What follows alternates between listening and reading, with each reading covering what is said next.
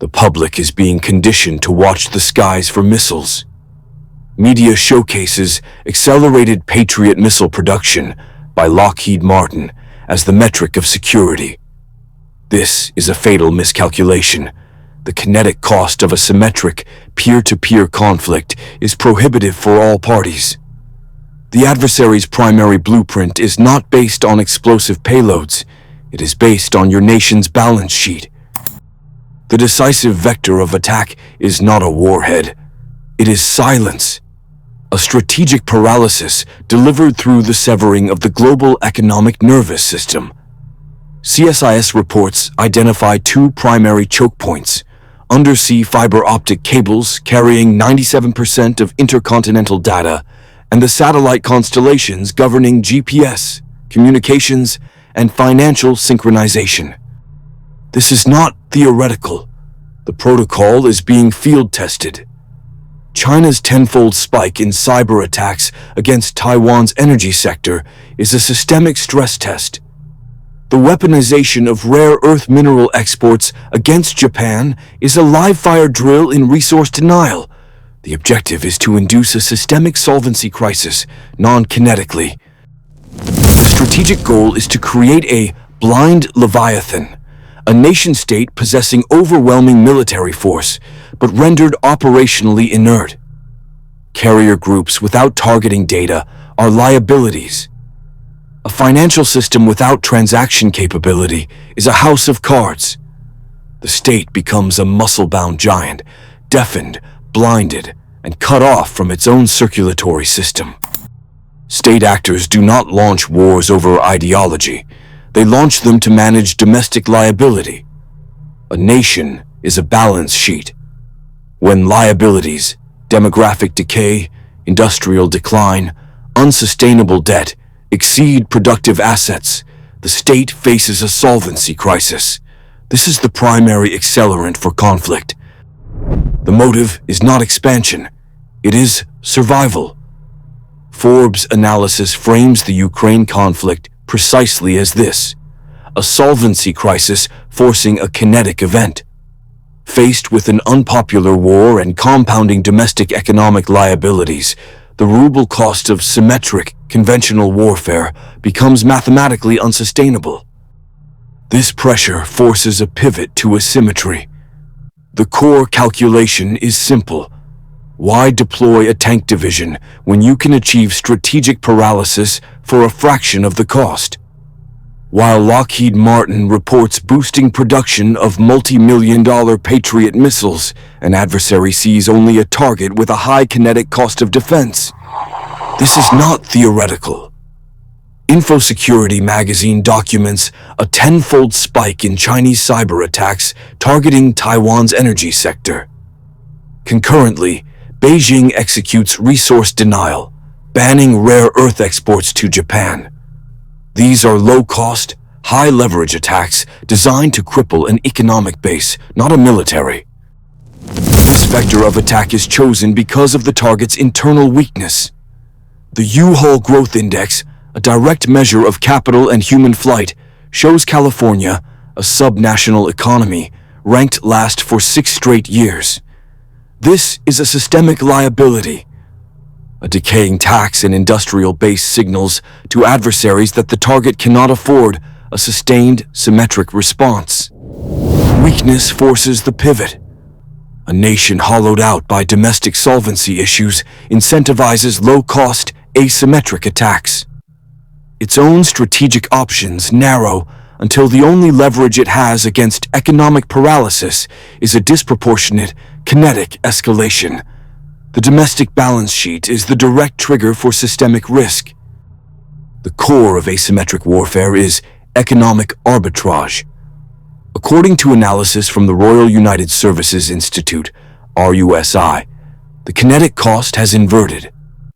An adversary can deploy a $500 first-person view drone to neutralize a $5 million main battle tank. This is not a balanced fight. It is a calculated attack on a nation's balance sheet. This vector is known as the democratization of violence. The capacity for catastrophic destruction is no longer the exclusive domain of solvent superpowers. For every cheap drone an adversary launches, the target nation is forced to consider deploying a multi-million-dollar countermeasure, like the Patriot missiles Lockheed Martin is now ramping up production for. The objective is not to win on the battlefield, but to bankrupt the opponent. An adversary leverages low-cost threats to force a high-cost defensive posture, accelerating the target's solvency crisis. Domestic economic liability, evidenced by trends like the capital flight seen in U-Haul's migration data, becomes the primary vulnerability. A nation bleeding capital cannot sustain a symmetric, high-cost defense against an infinite supply of low-cost threats. The mathematical certainty is that its strategic options will narrow until the only remaining leverage against economic exhaustion is a launch-on-warning protocol, a disproportionate and ultimately nuclear response. The attacks will not originate from where you expect. Conventional doctrine fixates on state-on-state conflict, mapping missile ranges from identified military bases. This is obsolete. The true launch point for systemic disruption is the gray zone, destabilized regions that function as proxy laboratories for asymmetric warfare. These are not failed states, they are weaponized states. Their inherent instability provides perfect, plausible deniability. Analysts at RUSI confirm that adversaries use these zones to stage attacks that would otherwise be a direct act of war. The objective is to exploit legal and political seams, making attribution a systemic liability for the target. Consider the tenfold spike in Chinese cyber attacks on Taiwan's energy sector. While Beijing directs the strategy, the operational execution can be routed through these gray zones. This is the blueprint. Low-cost, non-kinetic probes against critical infrastructure, launched from a deniable proxy. Simultaneously, the economic vector is activated. China's ban on rare earth exports to Japan over Taiwan is a state-level warning. In the gray zone, this evolves. An adversary can finance unrest in a key mining region, severing Western supply chains without official state action. CSIS reports confirm this protocol is active. This forces the target nation into a solvency trap. The cost to defend is asymmetric. Lockheed Martin ramps up Patriot missile production, a multi-million-dollar kinetic solution.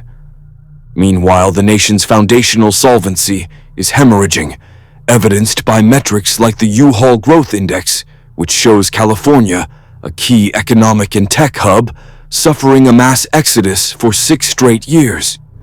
The gray zone is the mechanism to exploit this domestic liability. It allows an adversary to bleed a nation's treasury and industrial capacity at near zero cost. The unstable proxy region is not the risk, it is the leverage. The mathematical certainty is that a nation facing industrial decay cannot afford a symmetric response, bringing a kinetic, launch-on-warning posture closer to reality. The launch-on-warning protocol is a relic of the Cold War, a systemic failsafe against a decapitating first strike. The logic is brutal. If early warning systems detect a high-confidence missile launch, you do not wait for impact confirmation. You launch your own arsenal immediately. The core assumption is that your warning systems are infallible. That assumption is now a critical liability. An adversary no longer needs to physically launch missiles to trigger the protocol. They only need to create the illusion of a launch. This is the fog of digital war, a targeted, asymmetric cyber attack designed to blind your primary sensor network, your radar, your satellites. This is not a theoretical vector. According to InfoSecurity magazine, China has already intensified cyber attacks on Taiwan, with the energy sector seeing a tenfold spike. This is a documented blueprint for paralyzing critical infrastructure.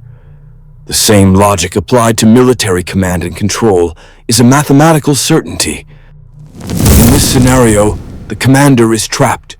The screen is black. He has minutes to decide.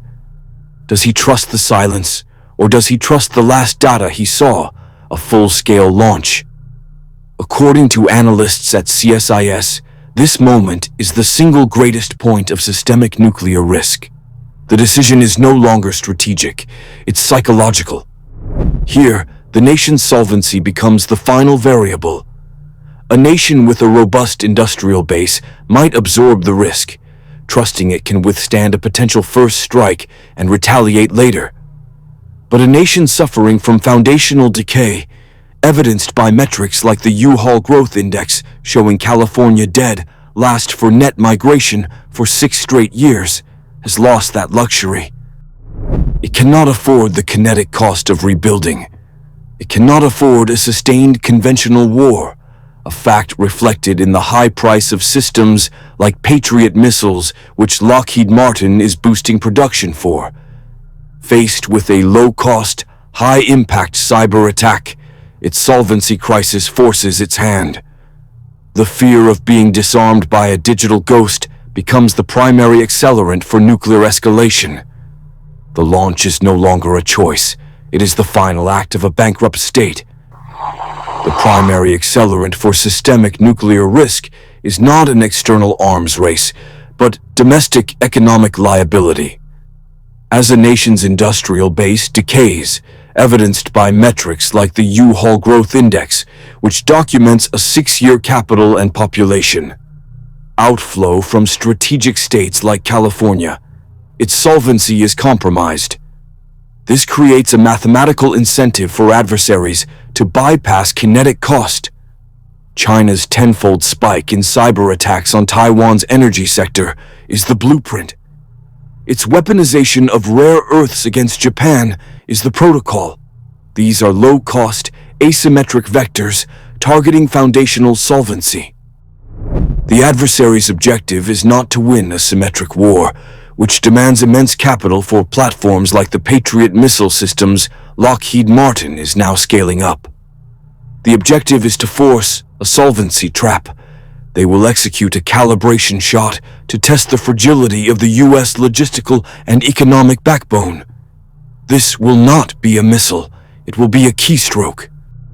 Within the next 12 months, expect a multi-day, attribution impossible shutdown of a primary U.S. West Coast logistics hub. A targeted blackout of port terminal operating systems, likely at Los Angeles, Long Beach. It is designed to be untraceable, leaving the target with no actor to retaliate against. The purpose is to measure the precise economic damage versus the minimal cost of the attack, and to confirm that the only available leverage against a non-kinetic strategic strike is a disproportionate kinetic escalation. This is the final stage of the solvency trap.